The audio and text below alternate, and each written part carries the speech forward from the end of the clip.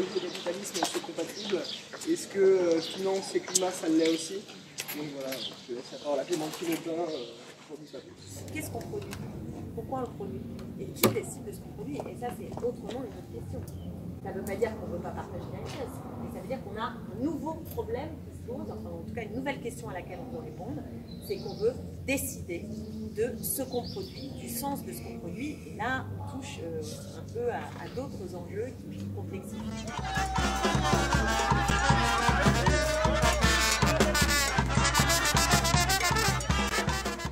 Écologie qui a essayé de marier une préoccupation sociale, anticapitaliste, avec une préoccupation environnementale. André Gortz, dans ses textes, le capital, pour s'accroître, il a deux leviers. Il a eu un premier levier que vous connaissez, qui est celui de la baisse des salaires, pour que le profit, pour engranger des profits dans un système capitaliste, retrouver des marges.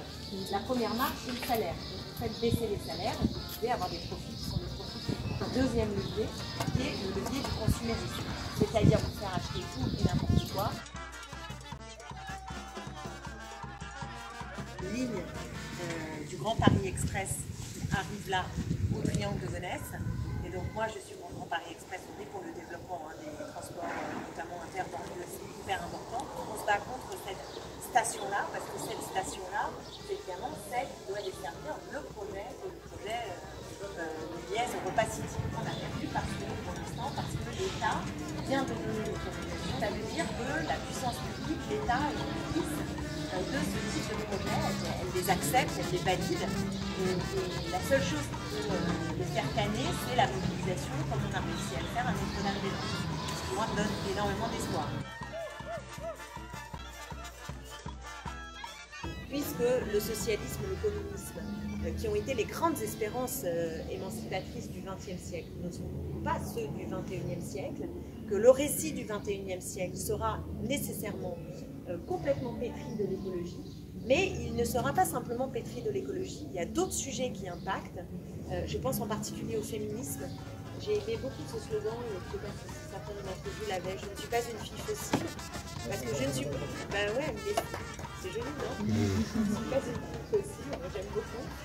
J'aime beaucoup parce qu'on voit bien que, et là tout à l'heure même vous en parliez, que la question de l'égalité entre les hommes et les femmes, en fait, elle est présente dans votre mouvement.